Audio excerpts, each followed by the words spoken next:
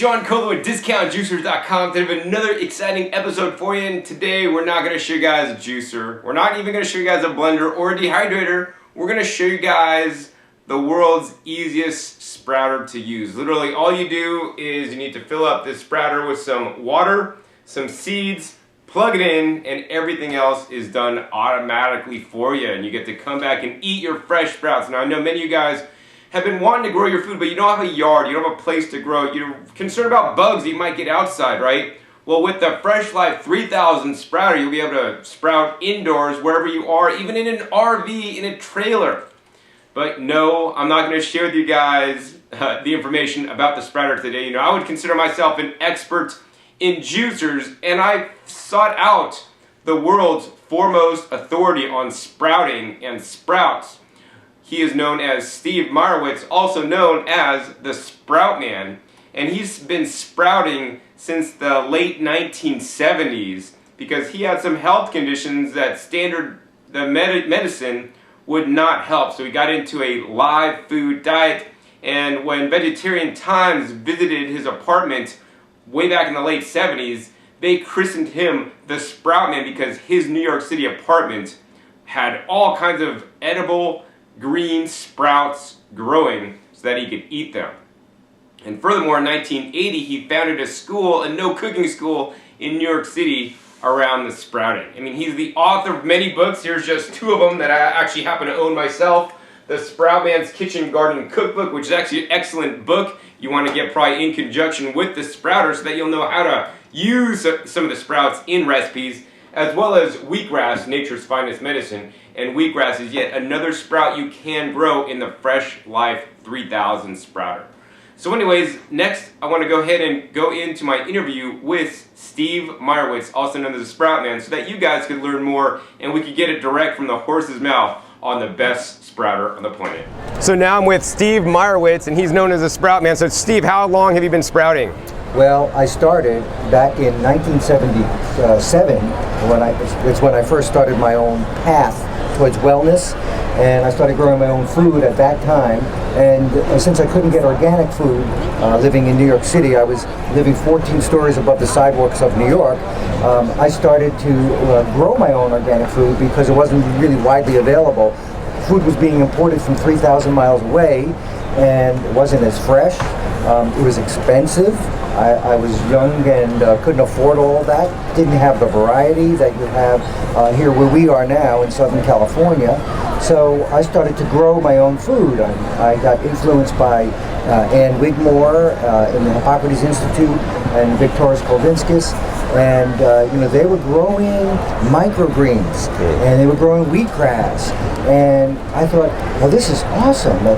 Let's add some more variety to it. I wanted more variety because in addition to the therapy, using wheatgrass and growing sprouts for healing, I also wanted it as my food source, and I wanted some variety for that. So that's what I started questioning. Well, can we grow peas? And today we've got pea shoots. Yeah. You can find pea shoots in every health food store. So I'm proud of helping to originate that new variety. I started growing things like garlic. Wow. And leek and onion. They make these beautiful little chives, which are absolutely tasty. And the garlic aroma doesn't stay on your breath as long because you've got that chlorophyll mixing in with it. So, I was an experimenter, and I wanted to expand upon what they helped me, what they introduced to me. And so, got into all of that. And actually, broccoli is a very popular sprout these days. And I wrote it up in one of my books because I got some broccoli seed and I tested it and grew it. And it's unbelievable how popular broccoli is now. But back in the early 80s, you could not find broccoli in the health food store. Sprouts. Yeah.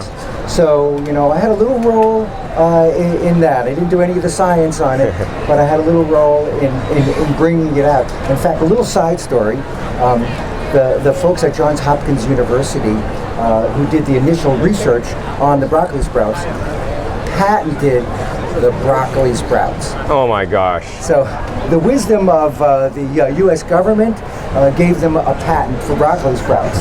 So they used my book to show that my discussion of broccoli sprouts predated their research, and we overtook the patent. Yay! We removed the patent. So it was just, I was one element of that effort. But you can't patent a vegetable. Yeah. You know, only the U.S. government can patent a vegetable. So that's a little background on how I got started with all these things.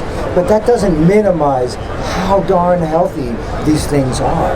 You know, and you know, I like to I show a chart when I do my presentation. I show a chart about how the vitamin content increases. Yeah. And one of the things I show is the sprout of radish. This is actually radish right here. So you can see this is beautiful looking radish, and it's only 6 days old. And I compare the sprout here of radish with the radish vegetable, because we have nutritional information on both. Right.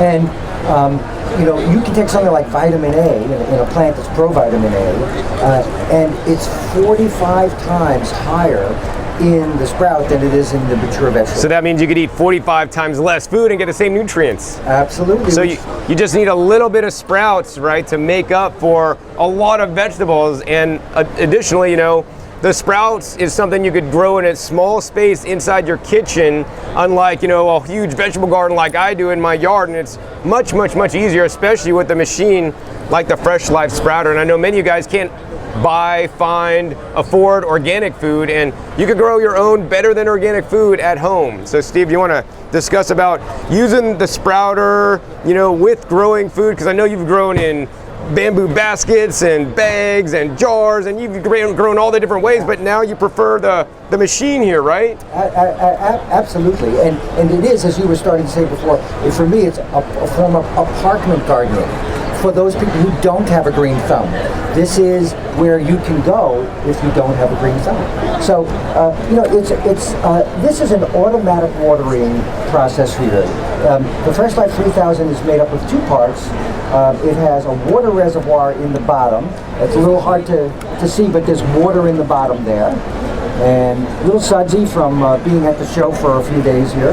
But you freshen that water up pretty much every day or every other day. You just take a look at it, and if it looks a little discolored, because the color from the pigments of the seed jackets actually will color the water. So if the water looks dirty, you just change it. It's really simple. And then what you do in the growing barrel, this is the growing barrel up top here, the growing barrel has a tray that you put on the bottom. So this tray that you see here is actually sitting right here in the barrel. And you put the seeds on that tray just like you see over here. I've added the seeds. So I would take some seeds like this, and I would just pour them on, 1 to 2 tablespoons per quadrant. So do you have to rinse the seeds or wash them or anything like that? And should you just use seeds you could get at your health food store, or should you get special ones? Well, yes, no, and yes. All right, so don't rinse them. Don't rinse them. It's not necessary. The machine rinses for us. Oh, it makes it easier. We save a whole step. Wow. Right? So, because a lot of people ask me, well, you know, how many hours do you have to soak this? How many hours do you have to soak that? Not to worry. Machine does it all. So, you know, then the question is, yes, is this special seed? And it actually is, you know, because, you know, when you buy seeds for your backyard garden, you don't just go to the health food store bulk bins for that right. seed.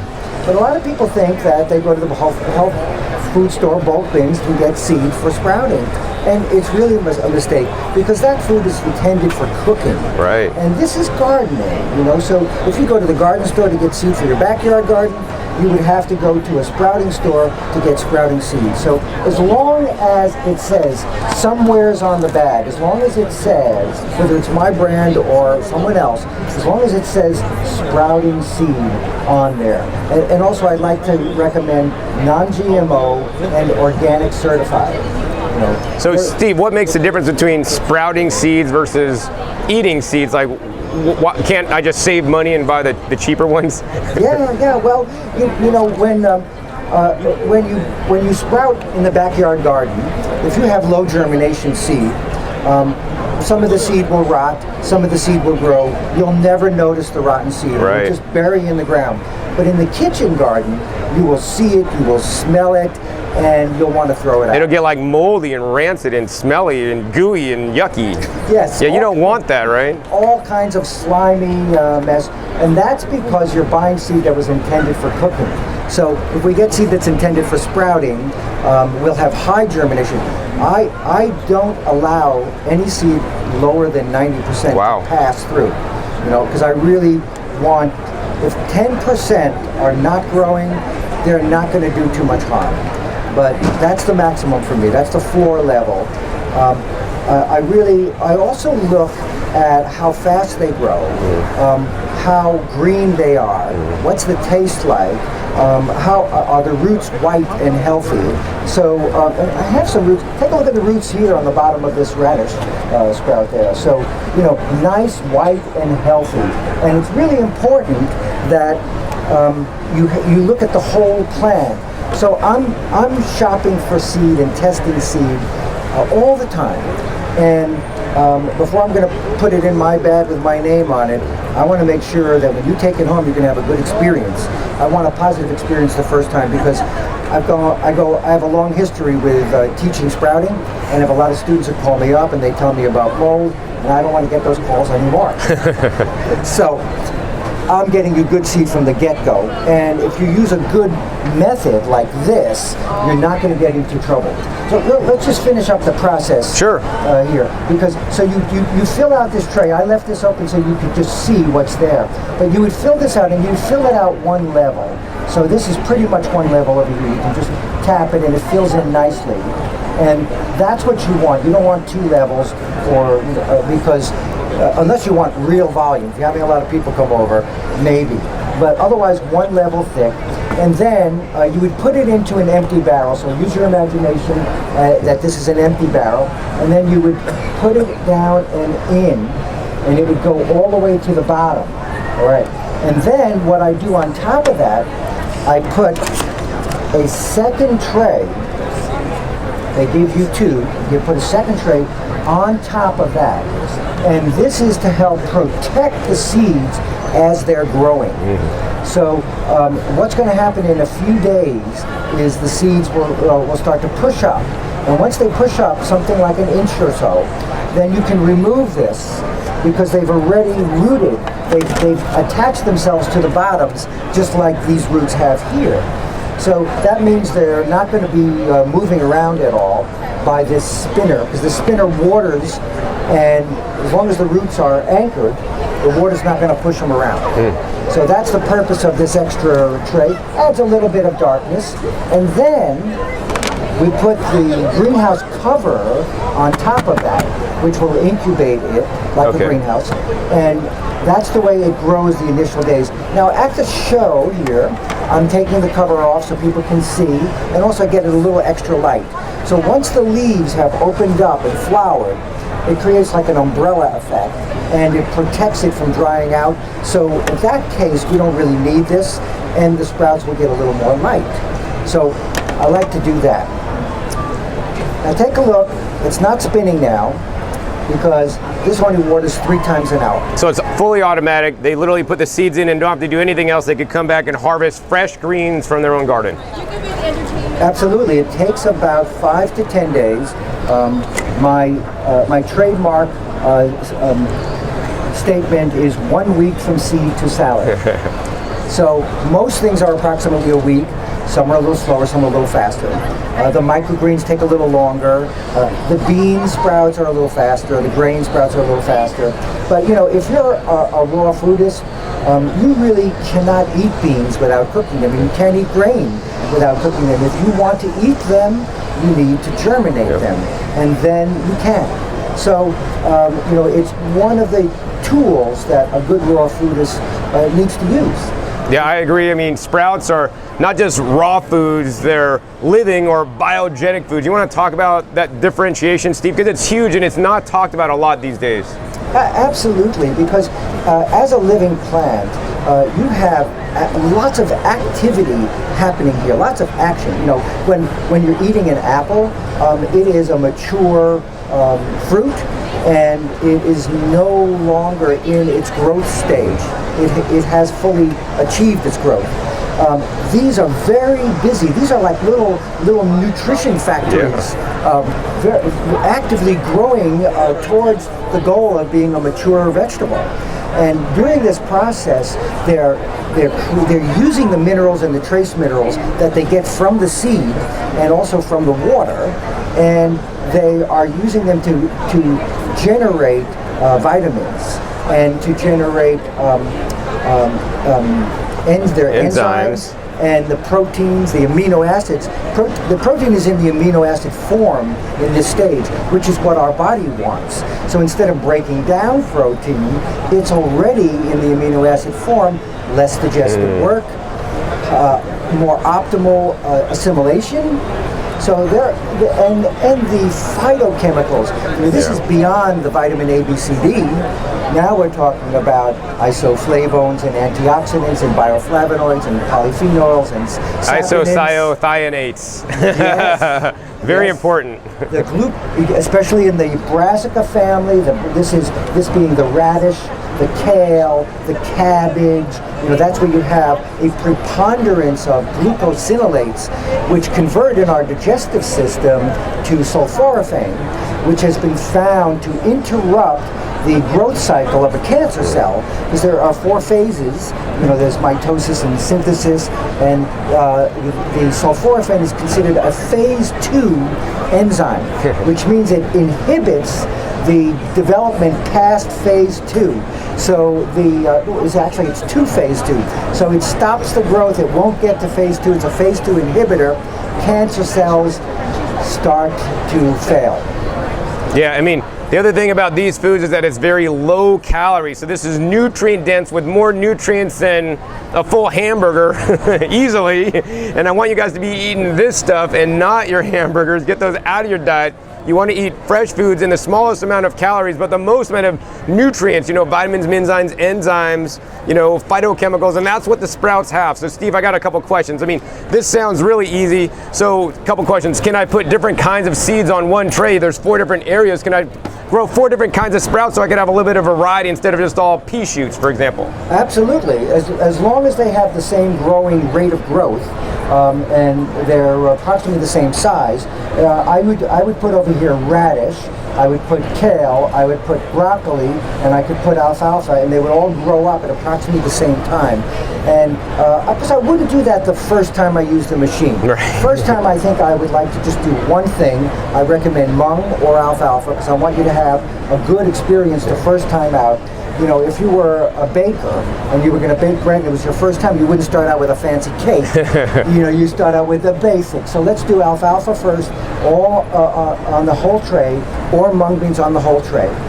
And then you'll get a couple of good, successful growing experiences, and then you can start to graduate. Seeds like sunflower seeds. I actually have some sunflower seeds right here. So these are the dark, black sunflower seeds that form a beautiful big leaf. It's probably the most popular sprout. Yeah, they're delicious. Of all of them.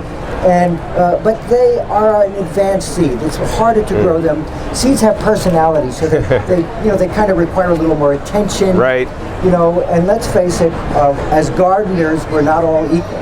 Some of us are more diligent, more conscientious, more observant, more loving, more caring. I know people who play music to their sprouts. We want to start out with something that we'll have a good success with the first time and graduate to the harder ones. Awesome. So the other question I have is, Steve, this recirculates the water. The water could get kind of funky. Like, how often do I need to change it? And do I need to change it? And is it a good idea that it actually recirculates the water in the first place? Should I just be wasting new water to water the sprouts each and every time? Well, the water definitely stays clear for a whole day.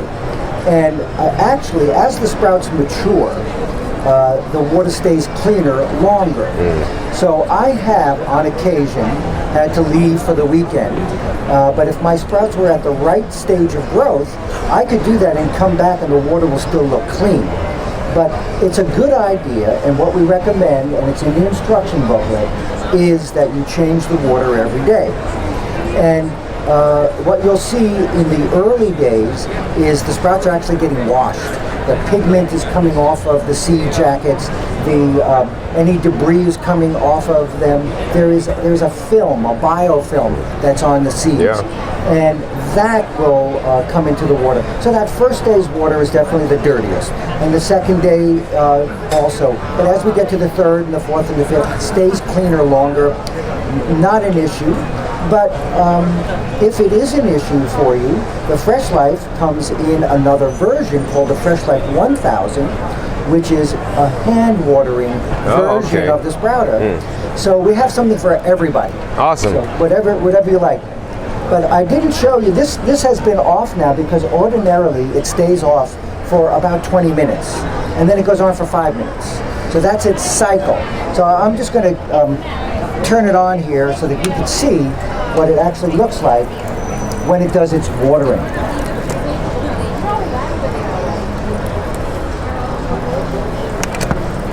It's a beautiful thing. You know, some people buy waterfalls to have running water in their homes and apartments. So here you have running water and a food replicator. Wow.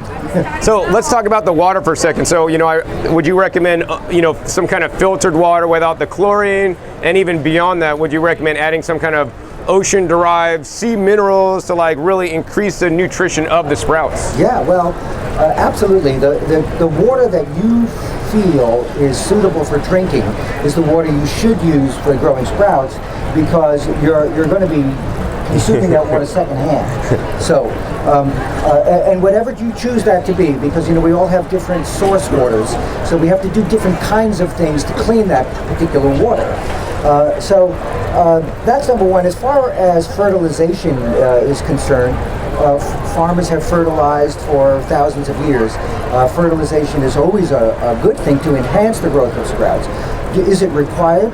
Not at all. The seeds have everything they need. But if you want to spike the water with some additional minerals and trace minerals, like from products like Ocean Grown or liquid seaweed, which is available in every garden center store, just a few drops of these things enhance the mineralization of the plants as they grow. Not necessarily something that you can visualize, but it's internal. And it's going into our internals, and so that's really good. Awesome. So the last question I have for you, Steve, I think is, how often do you need to put the top on? Should you put this near a window underneath fluorescent lighting? I mean, what kind of light does this machine require to work properly? Yeah, it's a great question. These sprouts have such baby leaves, such small leaves. It doesn't take much light to actually green them up. Average kitchen light is sufficient. I have had special grow lights that I've had made available to my customers for years, and very few people buy them because they just don't find the necessity for it. So you don't need to put it next to a window. You can just keep it where it gets indirect light is good enough. It doesn't need direct light. If you live in a hot climate, happen to live in some odd place such as Las Vegas, where it gets really hot, then you don't want to put it in the sunlight because it will cook. So we are not into cooked food. So we want to, and if you want to cool it down a little more, then definitely keep the top off because this will heat it up a little bit. Yeah. So keep it in indirect light, especially in the warm weather, and in the cold weather. If you live in some other foolish place like me in Massachusetts, then you got to really put it where you can get it warm as possible during the winter time. So they like the same temperatures that we like, about 70, and they like the same light that we like. So normal conditions seems to work very well. Awesome. So Steve, any last comments on the Fresh Life 3000 sprouter that we've talked about today? I have to say, a couple of things about this. Over the years, I've made my own sprouters. I've experienced everybody else's sprouters, and you really want to work with a machine that's going to make your job easy. And the thing about this machine is it allows for perfect drainage. So the water can't get caught in there, and there's enough height here for the really tall microgreens. And in fact, some of them grow right over the top. And in that case, the spinner can't spin because it's blocked. Doesn't matter. The spinner is still watering. That's all that's important. So we have enough room in here to grow the 10 and 12 inch tall microgreens, and we have enough room to grow the 1 and 2 and 3 inch baby greens. And because we have that proper aeration and proper drainage, we have a perfect growing environment. And you know, people always worry about mold. Am I going to get mold if I do my sprouts? Well, if you get seed that is going to decay,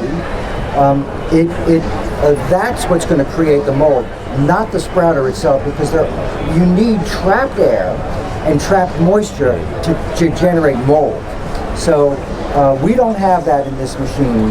We have plenty of air and plenty of light and plenty of growing room, and that's why I consider this the best sprouter in the world. Wow, and this is coming from the Sproutman. So Steve, looks like we just have like one level on here, but I know this is expandable, right? You just take off this spinner and you can put on, how many more levels can you grow inside this sprouter? You can actually grow 3 levels here. And so this would be 2 levels, right? Because the bottom is a reservoir. We don't count that. So you can actually do 3 levels. One more up there, like that. And there are little clips which keep this stable. And you put those in, it's real simple. And it holds it just like this. And there is enough power in the engine at the bottom to do all of that. So there is a little bit, I'll just take this off here and show you. This is what sends the water up, and it's adjustable. You can actually turn it to make it go higher. So if you have more to go up, you can do it, get more pressure out of it. And you can go 3 levels high. So you grow about 1 to 2 pounds on each level. If you consider a head of lettuce is about 3/4 of a pound, then you're going to be able to grow the equivalent of 1 to 2 heads of lettuce in each level. Wow, that's like enough for a family. It is. It is. It goes a long way, and they're so easy to digest, break down so easily. The thing is, what we eat has to really make it into our organs and our glands and our capillaries, and the food that is most digestible and most potent, most concentrated, the superfoods, are the foods that we really should be concentrating on in our diet. Yep. And this is a superfood. I completely agree. Sprouts and microgreens, #1 superfood. You know, very easy in the cellulose, not like, you know, eating broccoli or something. Very gentle, easy to digest, whether you want to eat them and chew them into a mush, swallow them, whether you want to juice them and extract the liquid gold out of them, or whether you want to lightly blend them up to break them down a little bit more to get them in you. Those are definitely ways. So, Steve, what's your favorite way to get more sprouts into yourself? You can juice them. Now we're talking about blending 2 forms of concentration, right? We're going to grow a concentrated vegetable, a baby vegetable, 50 to 100 times more potent than the mature version of that vegetable. And then we're going to put it into the juicer machine, and we're going to concentrate it once again. That would be the ultimate. That's cancer therapy. That's reversing disease. That's, you know, treating terminal illness. And that's really what's required. That's the medicine. And what the heck do the pharmaceutical companies do anyway? They take plant medicines and they copy them and they concentrate them. So, you know, if you want to take aspirin to get rid of your headache, that's a concentrate of salicylic acid, which originates in the bark of trees, like the willow bark. And you know, they've just concentrated it. So we're using our juicer and our sprouter to concentrate it. We're our own pharmacy, but it's an FARM pharmacy.